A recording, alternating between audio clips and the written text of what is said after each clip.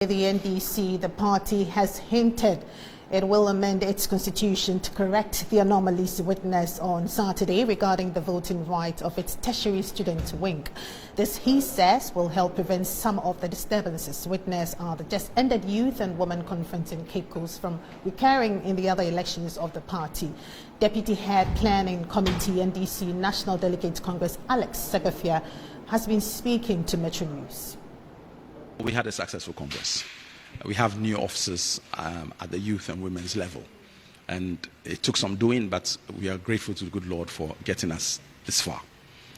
Hitches had to do with the delegates list. And as usual, the TEIN list always creates some problem, and we saw it coming some time back, and that's why we wanted some constitutional review. Because of the number or the cycle of voting or elections that occur in TEIN institutions, which are the tertiary institutions, it's very difficult to monitor and keep tab of all that happens. And what do I mean?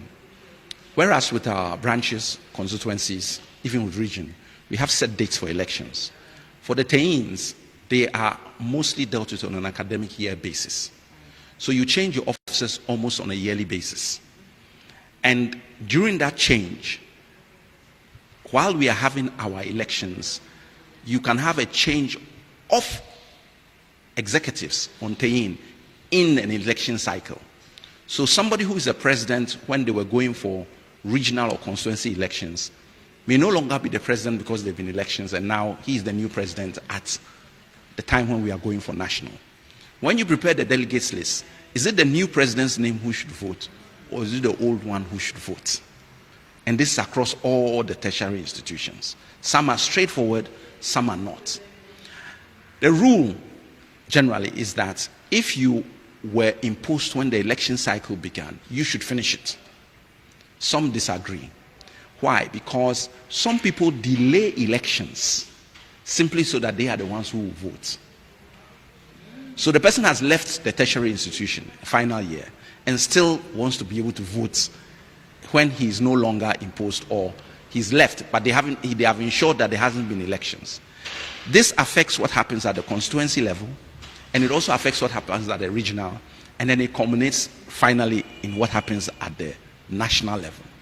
And so you are always going to have discrepancies, region by region, depending on what interests people have, as to who is the delegate or who is not, or who is accredited as an institution or who is not.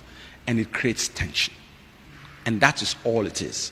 But a constitutional review, which will look at the issues with proper timelines being introduced, etc., can resolve that issue. Well, there will be, at least with the guidelines, they will change, and we hope that by the time we get to the next 4 years, we are also in a position to have some constitutional review. Let me take this opportunity to commend the police. I think they did a very good job in Cape Coast, and they helped us empty the hall when we thought there were going to be problems. If this incident had happened in the hall, it would have been a lot worse. Once we took them out, and as I said, there wasn't a problem till it became clear that we were going to have an election. So it begs the question whether people were unhappy there was going to be an election or not. Because they had delay, a lot of people thought that it wouldn't happen. And even when the incident happened for that 5-10 minute period, people were still saying, oh, maybe we shouldn't have the election. And we said, no, we'll have the election. Because some of us felt that that was possibly the main driver for what happened, because there hadn't been any violence prior to that. So that is, once again, speculation. Don't know. So we've had the election and it's been successful. Coming up to the main Saturday, the issues are different, the venue is different, the numbers are different. You have close to 10,000 people. You have an open air space, which is the Accra Sports Stadium. And you have almost 81 contestants. So with varying interest. So it is a more detailed process. So there are advantages and there are also disadvantages.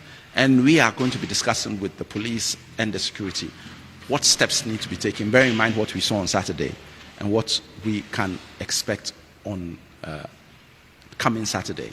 And I'm sure that eventually all will be well. The Electoral Commission has been fantastic. They've worked very well with us, and we've gone through issues, and they've been quite supportive. They've told us the parameters they can work within. So yes, the EC has been fantastic. We commend them for the efforts, at least within our internal elections. We had the elections, they did their bit. And so as far as the EC is concerned on these internal elections, I'm happy to say that it went very smoothly, and they ensured that the process was fair. So if you look at everything that happened, in terms of the actual process of elections, the declaration of results, the counting, there has been no issue on that. It's the ancillary things that have created some issues, and we've discussed them. And hopefully we need to make some changes in the future. If we don't, then we're going to be looking at worse scenarios in the future. I think that, one, we haven't come out blaming anybody. We said there are issues. What happened was wrong.